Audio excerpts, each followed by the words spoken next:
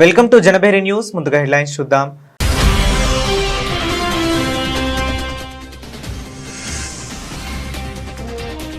పాకిస్తాన్ను మట్టి కరిపించిన Bharat, world cup super 8లోకి గ్రాండ్ ఎంట్రీ.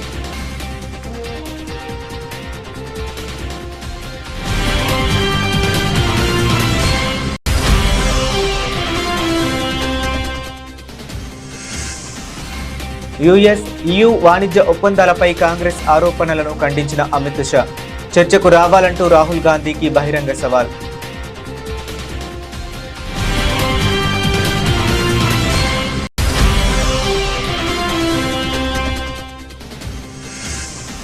అస్సాం కోసం కీలక ప్రాజెక్టులను ఆమోదించిన కేంద్ర ప్రభుత్వం, వెల్లడించిన ముఖ్యమంత్రి హిమంత్ బిశ్వ శర్మ.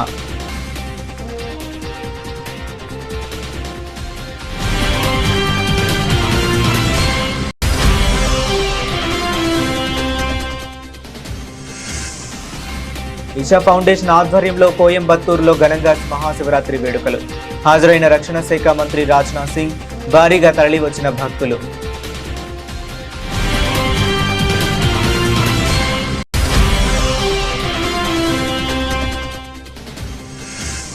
నేనే రాజు నేనే మంత్రి అంటూ తాను చేసిన వ్యాఖ్యలను వక్రీకరించారన్న ముఖ్యమంత్రి. తానెప్పుడూ పాలకుడిగా ప్రవర్తించలేదన్న రేవంత్ రెడ్డి.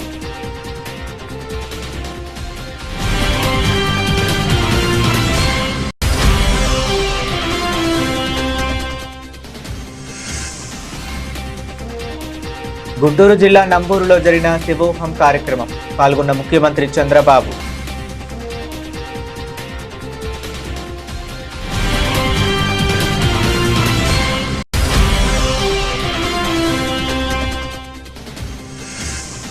కౌన్సిలర్ల క్యాంపులోకి పోలీసులను పంపడంపై ఆర్ఎస్ ప్రవీణ్ కుమార్ సీరియస్. ప్రజాస్వామ్యాన్ని రేవంత్ రెడ్డి అపహాస్యం చేస్తున్నారని మండిపాటు.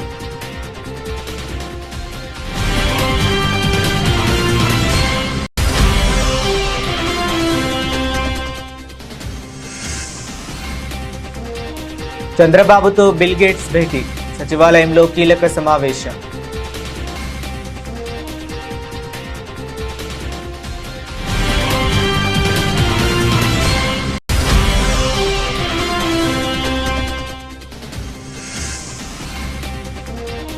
ఎన్నికల్లో తాము గెలిచిన ఒక్క మున్సిపాలిటీని కూడా సీఎం లాక్కునే ప్రయత్నం చేస్తున్నారు. తెలంగాణ జాగృతి అధ్యక్షురాలు కవిత ఆగ్రహం.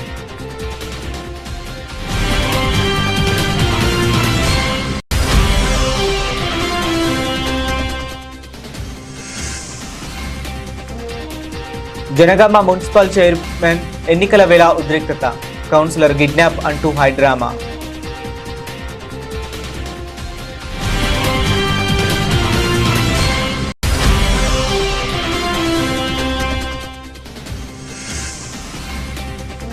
వరుస నష్టాల నుంచి ఉపశమనం, స్వల్ప లాభాల్లోకి దేశీయ సూచీలు.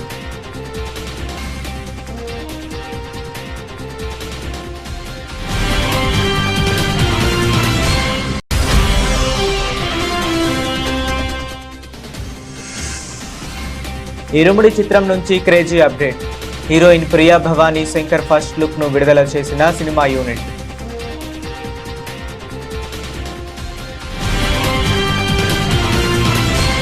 T20 ప్రపంచ కప్ లో భాగంగా జరిగిన హై వోల్టేజ్ మ్యాచ్ లో టీమిండియా అద్భుత విజయాన్ని అందుకుంది. తన చిరకాల ప్రత్యర్థి పాకిస్తాన్ ను 61 పరుగుల భారీ తేడాతో మట్టి కరిపించింది. కొలంబోలోని ప్రేమదాస స్టేడియంలో జరిగిన మ్యాచ్ లో భారత ఆల్రౌండ్ ప్రదర్శనతో అదరగొట్టింది. ఈ విజయంతో గ్రూప్ ఏలో వరుసగా 3వ విజయంతో హ్యాట్రిక్ కొట్టింది. తద్వారా టోర్నమెంట్లో సూపర్ 8 దశకు అధికారికంగా అర్హత సాధించింది. 176 పరుగుల లక్ష్యంతో బరిలోకి దిగిన పాకిస్తాన్ ఆది నుంచే తడబడింది. భారత బౌలర్ల కట్టుదిట్టమైన బౌలింగ్కు పాక్ బ్యాటర్లు వరుసగా పెవిలియన్ కు క్యూ కట్టారు. హార్దిక్ పాండ్యా, జస్ప్రీత్ బుమ్రా ఆరంభంలోనే వికెట్లు తీసి పాక్ ను కోలుకోలేని దెబ్బతీశారు. ఒక దశలో 13 పరుగులకే 3 వికెట్లు కోల్పోయి పీకల్లోతు కష్టాల్లో పడింది. పాక్ ఇన్నింగ్స్ పేక మెడలా కూలిపోయింది. భారత బౌలర్లు మూకుమ్మడిగా రాణించడంతో పాకిస్తాన్ 18 ఓవర్లలో 114 పరుగులకే ఆలౌట్ అయింది. హార్దిక్, బుమ్రా, అక్షర్ పటేల్, వరుణ్ చక్రవర్తి తలా 2 వికెట్లు తీయగా కుల్దీప్ యాదవ్, తిలక్ వర్మ చెరో వికెట్ పడగొట్టారు. ఈ విజయంతో భారత గ్రూప్లో అగ్రస్థానంలో కొనసాగుతుంది. అంతకుముందు టాస్ ఓడి బ్యాటింగ్కు దిగిన భారత్ ఇషాన్ కిషన్ పాక్ బౌలర్లపై ఎదురుదాడికి దిగాడు. కేవలం 40 బంతుల్లో 10 ఫోర్లు 3 సిక్సర్లతో 77 పరుగులు చేసి మెరుపు ఇన్నింగ్స్ ఆడాడు. అతనికి తిలక్ వర్మ 25, కెప్టెన్ సూర్యకుమార్ యాదవ్ 32 నుంచి మంచి సహకారం లభించింది. అయితే మిడిల్ ఓవర్లలో హార్దిక్ పాండ్యా 0 విఫలమవడంతో స్కోర్ వేగం తగ్గింది. చివర్లో శివం దుబే 17 బంతుల్లో 27, రింకు సింగ్ 4 బంతుల్లో 11 వేగంగా ఆడడంతో భారత్ నిర్ణీత 20 ఓవర్లలో 7 వికెట్ల నష్టానికి 175 పరుగుల గౌరవప్రదమైన స్కోర్ సాధించింది. ఇక భారత గ్రూప్ ఏలో తన చివరి లీగ్ మ్యాచ్ ను నెదర్లాండ్స్ తో ఈ నెల 18న అహ్మదాబాద్ లో ఆడనుంది. అమెరికా, యూరోపియన్ యూనియన్లతో భారత్ ఇటీవల కుదుర్చుకున్న వాణిజ్య ఒప్పందాల వల్ల దేశంలోని రైతులకు తీవ్ర నష్టం వాటిల్లిందంటూ కాంగ్రెస్ చేస్తున్న ఆరోపణలను కేంద్ర హోంమంత్రి అమిత్ షా తీవ్రంగా ఖండించారు. రైతుల విషయంలో కాంగ్రెస్ ఆ పార్టీ నేత రాహుల్ గాంధీ అబద్ధాలు ప్రచారం చేస్తూ దేశాన్ని తప్పుదోవ పట్టిస్తున్నారని విమర్శించారు. ప్రతి ఒప్పందంలోనూ వ్యవసాయం, పాడి, మత్స్య రంగాల ప్రయోజనాలకు ప్రభుత్వం పూర్తి రక్షణ కల్పించిందని ఆయన స్పష్టం చేశారు. పార్లమెంట్లో నిలబడి రాహుల్ గాంధీ రైతుల ప్రయోజనాలను కాపాడతామని మాట్లాడడం నవ్వొస్తుందని ఎద్దేవా చేశారు. और अमेरिका के साथ हुई ट्रेड डील, ये दोनों के माध्यम से मोदी जी ने किसानों के हित को नुकसान पहुंचाया है. मैं राहुल गांधी जी को चैलेंज देना चाहता हूं, किसी भी मंच तय कर लो, भारतीय जनता पार्टी का युवा मोर्चे का अध्यक्ष आकर आपसे चर्चा कर लेगा नुकसान किसने किया है. मैं इस देश के किसानों को इस मंच से आश्वस्त करना चाहता हूं, क्योंकि एक प्रकार से कार्यक्रम जो है, एक प्रकार से तो ये कार्यक्रम गरीबों को पारदर्शी तरीके से अनाज पहुंचाने का है, मगर ये कार्यक्रम किसानों का भी है, क्योंकि अनाज कहां से आता है? अनाज हमारे प्रहलाद भाई जो एमएसपी पर गेहूं, धान, दलहन खरीदते हैं, वो उचित दामों पर और मुफ्त में किसानों तक पहुंचाने का कार्यक्रम है. मैं आज इस मंच से देश के किसानों को कहने आया हूं कि राहुल गांधी झूठ बोल रहे हैं, देश के किसानों को गुमराह कर रहे हैं. इंग्लैंड और यूरोपियन यूनियन के साथ हुए एफटीए और अमेरिकन ट्रेड डील, ये दोनों समझौते में किसानों को पूर्णतया नरेंद्र मोदी जी ने सुरक्षित किया है, किसी को चिंता करने की जरूरत नहीं है. और ये डेयरी की भूमि है. राहुल गांधी जी, क्या आप झूठ फैला रहे हो? मोदी जी ने ये ट्रेड डील कर हमारी डेयरी को समाप्त कर दिया. अरे हम तो डेयरी के लिए रास्ता बढ़ाने वाले लोग हैं. तीनों समझौतों में डेयरी सेक्टर को पूर्णतया కేంద్ర ప్రభుత్వం అన్ని రాష్ట్రాల అభివృద్ధికి తోడ్పడుతుందని అస్సాం ముఖ్యమంత్రి హిమంత బిస్వా శర్మ అన్నారు. ఈ విషయమై ఆయన మీడియాతో మాట్లాడుతూ అస్సాం కోసం భారత ప్రభుత్వం కీలక ప్రాజెక్టులను ఆమోదించిందని తెలిపారు. రాష్ట్రానికి వాటి ప్రాముఖ్యతను మరియు ఈశాన్య ప్రాంత విస్తృత అభివృద్ధిని నొక్కి చెప్పారు. এই বছৰটোত আমি কেইবাটাও ভাৰত চৰকাৰৰ পৰা খুব ইম্পৰ্টেণ্ট আৰু অসমৰ আৰু উত্তৰ পূৰ্বৰ অৰ্থনৈতিক দৃষ্টিকোণৰ পৰা কেইবাটাও গুৰুত্বপূৰ্ণ প্ৰজেক্টৰ আমি অনুমোদন পাওঁ. ইয়াৰ ভিতৰত গুৱাহাটী ৰিং ৰোড, আপোনালোকে জানে যে ই গোটেই গুৱাহাটী মহানগৰখনক আউটাৰ ৰিং ৰোড হিচাপে বান্ধিব আৰু ইয়াত কুৰুৱা নাৰেংগী দলংখনো সমাৱেশী হৈ আছে. এই প্ৰজেক্টটোত আমি 5,729 কোটি টকা উইথ ল্যান্ড এলোকেশ্যন, ল্যান্ড একুইজিশ্যন 7,000 কোটি টকা ভাৰত চৰকাৰ আৰু অসম চৰকাৰে ব্যয় কৰিব. কাজিৰঙাৰ এলিভেটেড কৰিডৰ ই 6,957 কোটি টকা ই আমাৰ ভাৰত চৰকাৰে ব্যয় কৰিব. Silchar Shillong Guwahati high speed corridor, এই কৰিডৰটোৰ আধাৰশিলা প্ৰধানমন্ত্ৰী মহোদয়ে অসমত মাৰ্চ মাহত তেখেত আহিব আৰু এই প্ৰজেক্টটোৰ আধাৰশিলা স্থাপন কৰিব আৰু ই এটা সম্পূৰ্ণ গেম চেঞ্জিং ৰাস্তা, কাৰণ ই শিলচৰ আৰু গুৱাহাটীৰ মাজত ডিষ্টেঞ্চ 4.5 hours to 5 hours সীমিত কৰি দিব আৰু এই প্ৰজেক্টটো এতিয়ালৈকে ভাৰত চৰকাৰে অসমত গ্ৰহণ কৰা ఈషా ఫౌండేషన్ ఆధ్వర్యంలో కోయంబత్తూరులో శివరాత్రి వేడుకలు ఘనంగా జరిగాయి. ఈ వేడుకలకు రక్షణ శాఖ మంత్రి రాజ్నాథ్ సింగ్ ముఖ్య అతిథిగా హాజరయ్యారు. అనంతరం ఈషా ఫౌండేషన్ తరపున ప్రముఖులకు భవ్య భారత్ భూషణ్ అవార్డుల పతకాలు మరియు సర్టిఫికేట్లను రక్షణ మంత్రి రాజ్నాథ్ సింగ్ ప్రదానం చేశారు. ఆపరేషన్ సింధూర్తో పాటు western air command air marshal Jitendra Mishra మరియు western naval command admiral Rahul Vikas కోఖ్లేతో అవార్డులు ప్రదానం చేశారు. ఈ సందర్భంగా రాజ్నాథ్ సింగ్ మాట్లాడుతూ మన ప్రాచీన సాంప్రదాయాలు మనకు ఇచ్చిన జ్ఞానం పుస్తకాలకే పరిమితం కాదని, ఇది ఒక జీవశాస్త్రం, శ్వాస అని అన్నారు.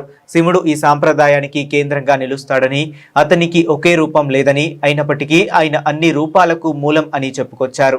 Just as Lord Shiva embodies both protection and destruction, our armed forces today carry within themselves both fearlessness and patience.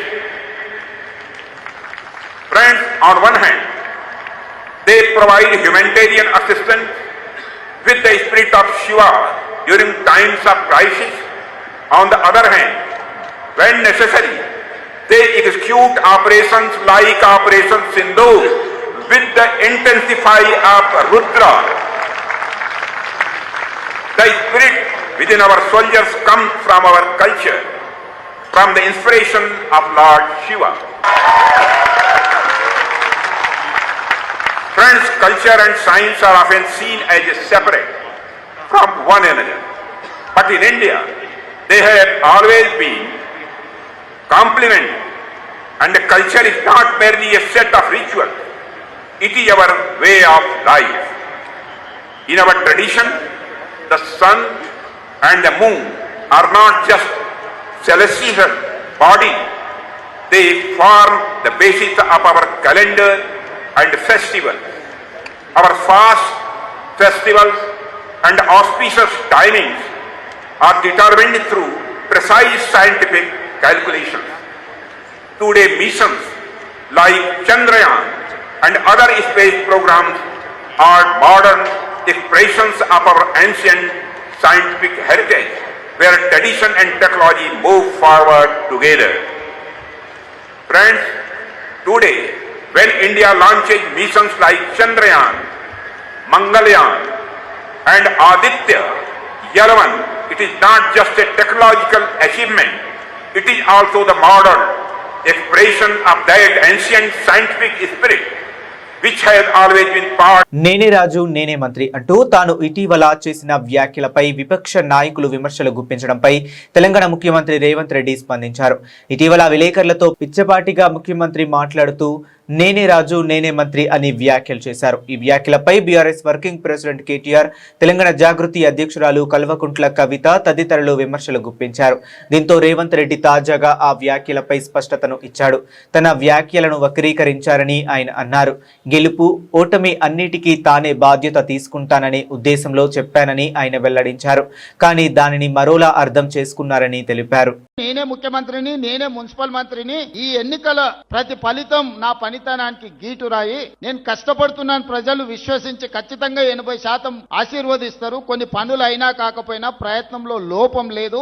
మా వాడు నిజాయితీగానే పనిచేస్తున్నాడు, మా కోసమే పనిచేస్తున్నాడు అని పేదలు నమ్ముతారని నేను చెప్పిన. ఎన్నికల కంటే ముందు 2 రోజుల ముందు నేను ప్రెస్ మీట్ పెట్టి క్లియర్ గా చెప్పిన. 12 సంవత్సరాల ఢిల్లీ నుంచి పరిపాలన చూసిండ్రు, 10 సంవత్సరాలు గడీల నుంచి పరిపాలన చూసిండ్రు, 2 సంవత్సరాల ప్రజా పరిపాలనను చూసిండ్రు. బేరీజు వెయ్యండి, 12 ఏళ్ళకి ఏం తీర్పిస్తారు, 10 10 ఏళ్లకేం తీర్పిస్తారు, 2 ఏళ్ల పరిపాలనకి ఏం తీర్పిస్తారో మీ విచక్షణను వాడి మీరు తీర్పు ఇవ్వండి అని చెప్పి ప్రజలకు విజ్ఞప్తి చేసిన. దాని ప్రకారం ఈ రోజు 85 నుంచి 90% ఫలితాలు అనుకూలంగా వచ్చినాయి. దీన్ని ఇంకా అభివృద్ధి పదం వైపు నడిపించే బాధ్యత నాకుంది. దీనివల్ల నేను విర్రవీగను. గెలిస్తే ఉప్పొంగడము, ఓడిపోతే కుంగిపోవడం నాకు లేదు. నేను అన్ని చూసిన. జడ్పీటీసీ నుంచి ముఖ్యమంత్రి వరకు 20 సంవత్సరాలలో అన్ని హోదాలు చూసిన. కానీ ఎప్పుడు కూడా ప్రజలకు దూరంగాలే, పేదవాళ్లకు వ్యతిరేకమైన నిర్ణయాలు తీసుకోలేదు. రాబోయే 20 సంవత్సరాలు కూడా ఈ పేదల కోసమే పనిచేస్తా, ఈ పేదల సంక్షేమం కోసమే పనిచేస్తా. మా లంబాడ సోదరులకు అందులో ప్రత్యేకమైన భాగస్వామ్యం. గుంటూరు జిల్లా నంబూరులో నిర్వహించిన శివరాత్రి వేడుకలు శివోహం 2 మహా జాగరణ కార్యక్రమానికి ముఖ్య అతిథిగా చంద్రబాబు హాజరయ్యారు. వేదికపై చేపట్టిన శివ పూజ కార్యక్రమంలో పాల్గొన్నారు. వేద పండితుల ఆశీర్వచనం అనంతరం కార్యక్రమాన్ని ఉద్దేశించి ప్రసంగించారు. ఈ సందర్భంగా సీఎం చంద్రబాబు మాట్లాడుతూ మహాశివుడి ఆశీస్సులు ప్రజలందరిపై ఉండాలని ఆకాంక్షించారు. ఈ కార్యక్రమంలో పెద్ద సంఖ్యలో భక్తులు తరలివచ్చారు. గట్టిగా అందరూ కూడా శివుని ఒకసారి ప్రార్థిద్దాం.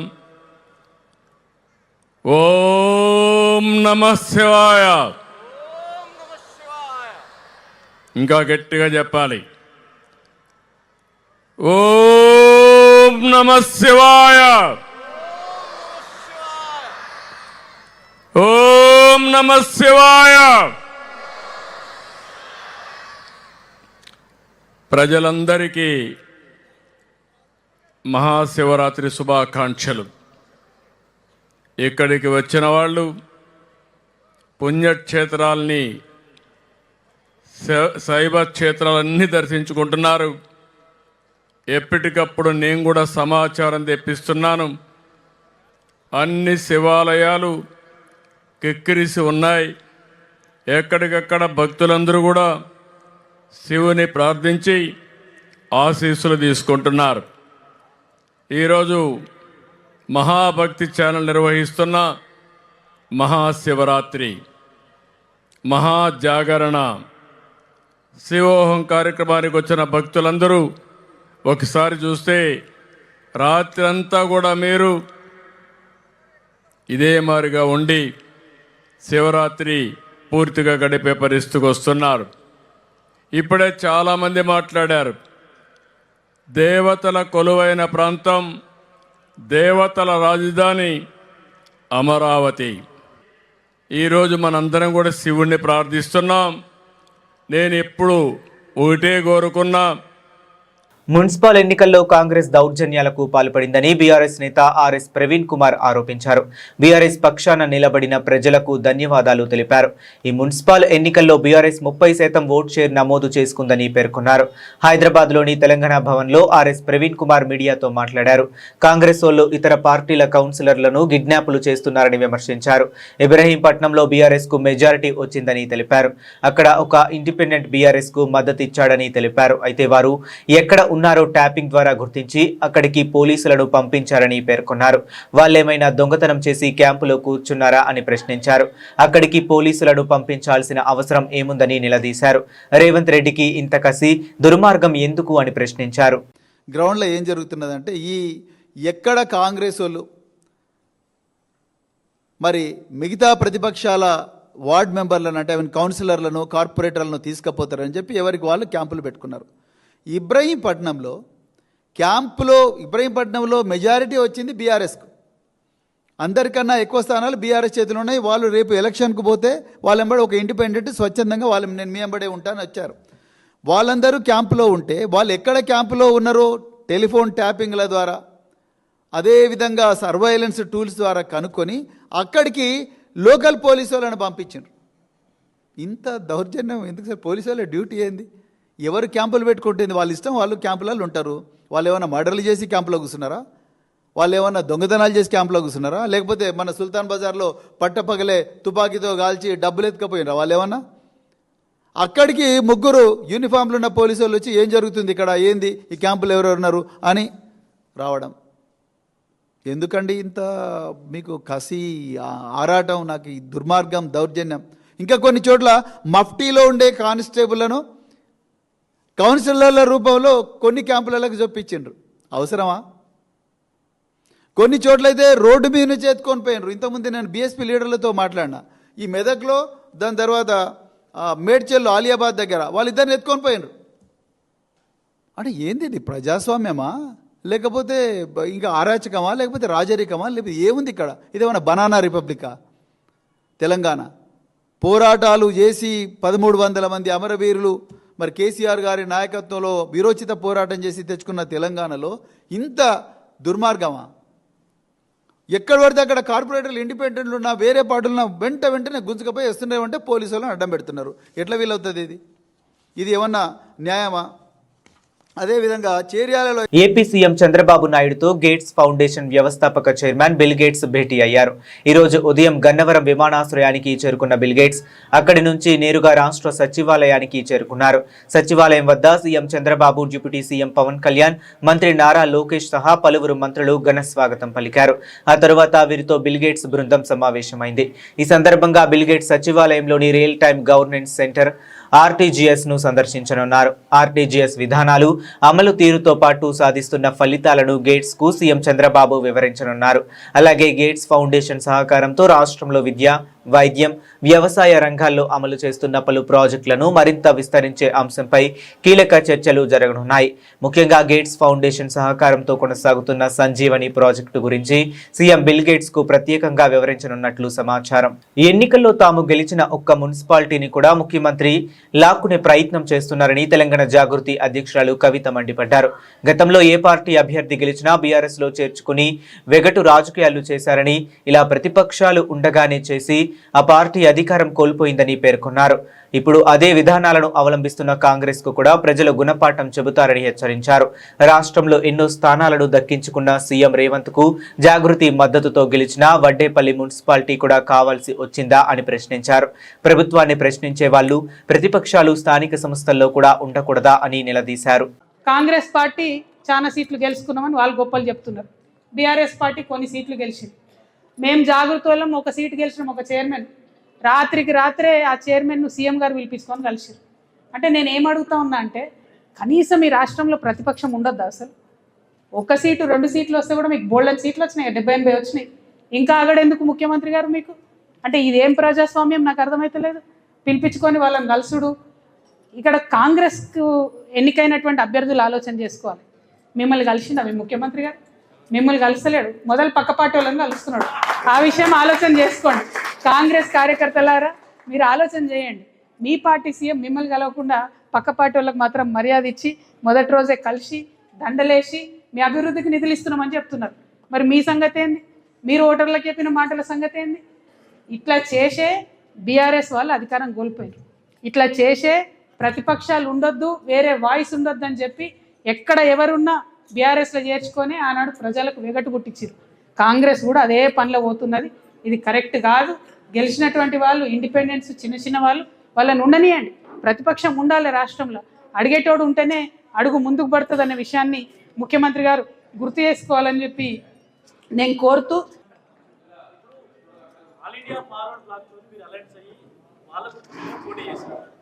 అందులో ఉన్నటువంటి కొంతమంది జాగ్రత్తలో మాకు సంబంధం లేదని మాట్లాడుతున్నారు.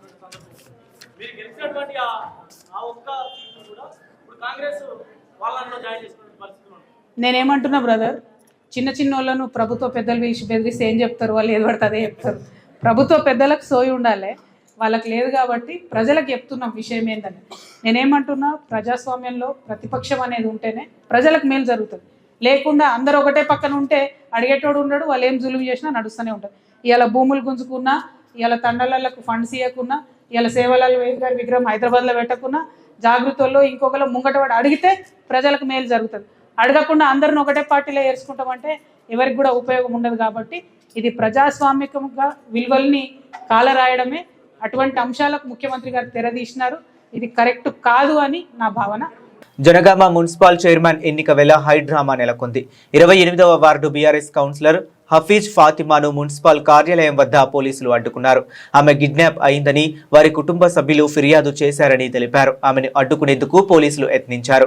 విచారణ చేయాలంటూ ఫాతిమాను పోలీస్ స్టేషన్ కు తరలించేందుకు యత్నించారు. అయితే పోలీసులను జనగామ ఎమ్మెల్యే పల్లా అడ్డుకున్నారు. ఈ క్రమంలో డీసీపీతో వాగ్వాదానికి దిగారు. కాగా తనను ఎవరూ కిడ్నాప్ చేయలేదని ఫాతిమా స్పష్టం చేసింది. బీఆర్ఎస్ పార్టీలో గెలిచానని, ఆ పార్టీకే మద్దతు ఇస్తానని పేర్కొన్నారు. అనంతరం కార్యాలయం లోపలికి వెళ్లిపోయారు. కాగా జనగామ మున్సిపల్ చైర్మన్ ఎన్నికకు ఆపాలంటూ కాంగ్రెస్ ఎంపీ చామల కిరణ్ కుమార్ రెడ్డి వాగ్వాదానికి దిగారు. బీఆర్ఎస్ కౌన్సిలర్ హఫీజ్ ఫాతిమా హాజరైన మిస్సింగ్ కేసు నమోదైందంటూ చామల వితండవాదం చేశారు. కోరం సభ్యులు అందరూ హాజరైనందుకు ఎన్నిక ఆపడం కుదరదంటూ అధికారులు చామలకు తేల్చి చెప్పారు. నిబంధనల ప్రకారం కోరం మొత్తం హాజరైన నేపథ్యంలో చైర్మన్, వైస్ చైర్మన్ ఎన్నికను వాయిదా వేయలేమంటూ ప్రొసీడింగ్ అధికారులు తేల్చి చెప్పారు.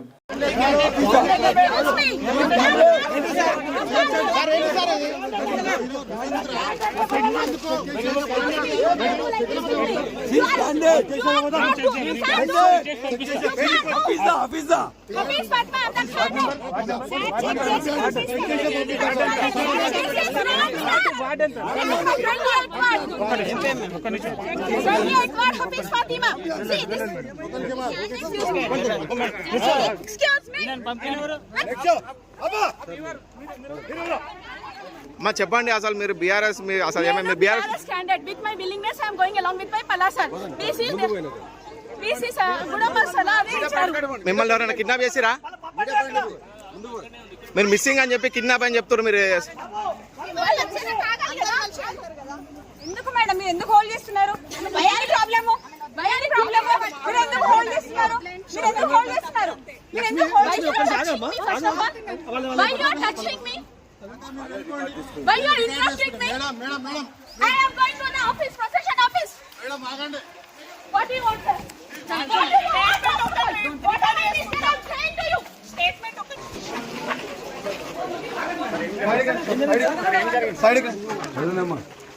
సార్ ఏమైంది సార్?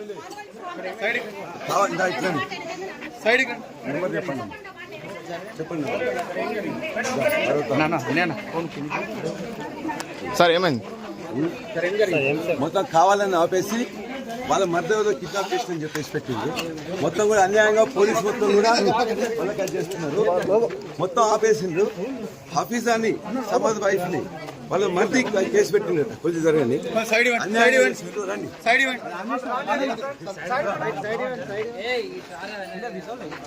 ఐటీ సెక్టార్లో అమ్మకాల కారణంగా గత వారం భారీగా నష్టపోయిన సూచీలు సోమవారం కాస్త కోలుకున్నాయి. నష్టాలతో ప్రారంభమై లాభాల్లోకి వచ్చాయి. కనిష్టాల వద్ద మదుపర్ల కొనుగోళ్లకు మొగ్గు చూపడంతో సూచీలు నష్టాల నుంచి తేరుకుని లాభాల బాటలో సాగుతున్నాయి. బ్యాంకింగ్ సెక్టార్పై మదుపర్లు సానుకూలంగా ఉండడం కూడా కలిసొస్తుంది. ఈ నేపథ్యంలో ప్రస్తుతం సెన్సెక్స్, నిఫ్టీ స్వల్ప లాభాల్లో కదలాడుతున్నాయి. గత సెషన్ ముగింపు 82,480తో పోల్చుకుంటే సోమవారం ఉదయం దాదాపు 150 పాయింట్ల నష్టంతో మొదలైన సెన్సెక్స్ ఆ తరువాత మరో 200 పాయింట్ల కిందకు వెళ్లింది. అయితే కనిష్టాల వద్ద మదుపర్ల కొనుగోళ్లకు మొగ్గు చూపడంతో సూచీలు నష్టాల నుంచి లాభాల్లోకి వచ్చాయి. ప్రస్తుతం ఉదయం 11 గంటల సమయంలో సెన్సెక్స్ 141 పాయింట్ల లాభంతో 82,768 వద్ద కొనసాగుతుంది. మరోవైపు నిఫ్టీ కూడా సెన్సెక్స్ బాటలోనే కదలాడుతుంది. ప్రస్తుతం 51 పాయింట్ల లాభంతో 25,522 వద్ద కదలాడుతుంది. మాస్ మహారాజా రవితేజ హీరోగా శివ నిర్వాణ దర్శకత్వంలో ఇరుముడి చిత్రం చేస్తున్న సంగతి తెలిసిందే. రవితేజకు ఇది 77వ సినిమా. మైత్రి మూవీ మేకర్స్ పాన్ ఇండియా స్థాయిలో నిర్మిస్తుంది. ఇటీవల రవితేజ పుట్టినరోజు సందర్భంగా మేకర్స్ రిలీజ్ చేసిన టైటిల్, ఫస్ట్ లుక్ పోస్టర్ కు అద్భుతమైన స్పందన లభించింది. ఆదివారం మహాశివరాత్రి శుభ సందర్భంగా heroine Priya Bhavani Shankar first look ను విడుదల చేశారు. ఇందులో ఆమె కావేరి పాత్రలో కనిపిస్తుంది. రవితేజ రగ్గడ్ లుక్ లో ఆమె చంపపై ప్రేమగా ముద్దు పెడుతూ కనిపించగా ఇద్దరి మధ్య ఉన్న పోస్టర్ ఇద్దరి మధ్య ఇంటెన్స్ ను చూపిస్తుంది. ఈ లుక్ ను బట్టి చూస్తే గ్రామీణ నేపథ్యంలో సాగే సినిమాలాగా అనిపిస్తుంది. Shiva Nirvana intense emotions, commercial elements, powerful కథని సిద్ధం చేశారు. ముఖ్యంగా తండ్రి కూతురు అనుబంధం ఈ చిత్రానికి హైలైట్ గా ఉండబోతుంది. రవితేజ గత సినిమాల కంటే భిన్నంగా కొత్త ఎమోషనల్ షేడ్స్ తో కూడిన పాత్రలో కనిపించబోతున్నారు. బేబీ నక్షత్ర రవితేజ కుమార్తెగా నటిస్తుండగా సాయి కుమార్, అజయ్ ఘోష్, రమేష్ ఇందిరా, సాస్విక కీలక పాత్రల్లో కనిపించనున్నారు. ప్రస్తుతం ఇరుముడి షూటింగ్ శరవేగంగా కొనసాగుతుంది. బులెటిన్ ముగించే ముందు మరొకసారి హెడ్లైన్స్ చూద్దాం.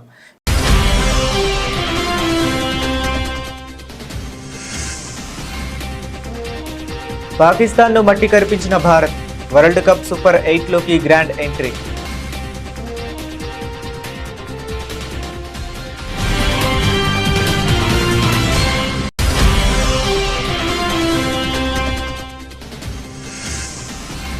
యుఎస్, EU వాణిజ్య ఒప్పందాలపై కాంగ్రెస్ ఆరోపణలను ఖండించిన అమిత్ షా, చర్చకు రావాలంటూ రాహుల్ గాంధీకి బహిరంగ సవాల్.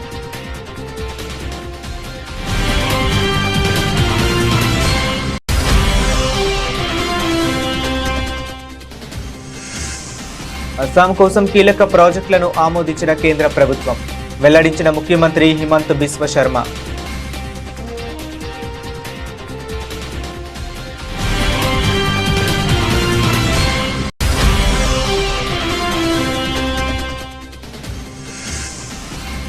ఈషా ఫౌండేషన్ ఆధ్వర్యంలో కోయంబత్తూరులో ఘనంగా మహాశివరాత్రి వేడుకలు.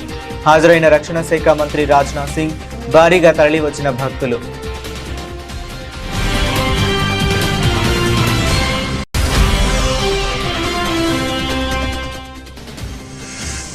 నేనే రాజు నేనే మంత్రి అంటూ తాను చేసిన వ్యాఖ్యలను వక్రీకరించారన్న ముఖ్యమంత్రి. తానెప్పుడూ పాలకుడిగా ప్రవర్తించలేదన్న రేవంత్ రెడ్డి.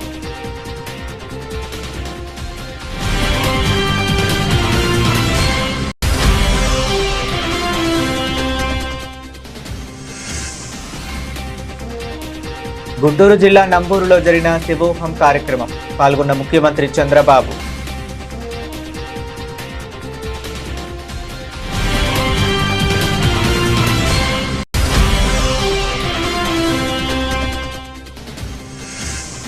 కౌన్సిలర్ల క్యాంపులోకి పోలీసులను పంపడంపై ఆర్ఎస్ ప్రవీణ్ కుమార్ సీరియస్. ప్రజాస్వామ్యాన్ని రేవంత్ రెడ్డి అపహాస్యం చేస్తున్నారని మండిపాటు.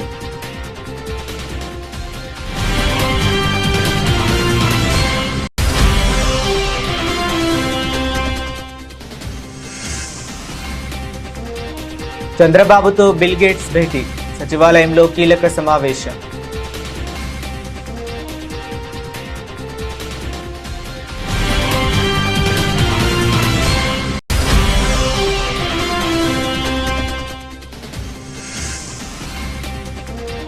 ఎన్నికల్లో తాము గెలిచిన ఒక్క మున్సిపాలిటీని కూడా సీఎం లాక్కునే ప్రయత్నం చేస్తున్నారు. తెలంగాణ జాగృతి అధ్యక్షురాలు కవిత ఆగ్రహం.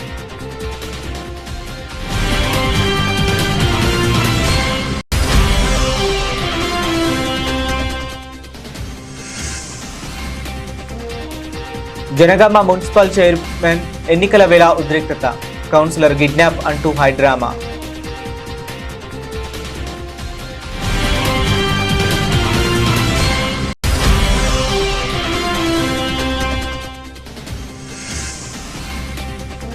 వరుస నష్టాల నుంచి ఉపశమనం, స్వల్ప లాభాల్లోకి దేశీయ సూచీలు.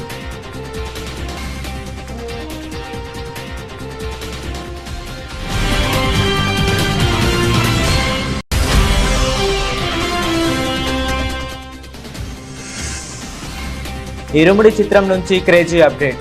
Heroine Priya Bhavani Shankar first look ను విడుదల చేసిన సినిమా యూనిట్.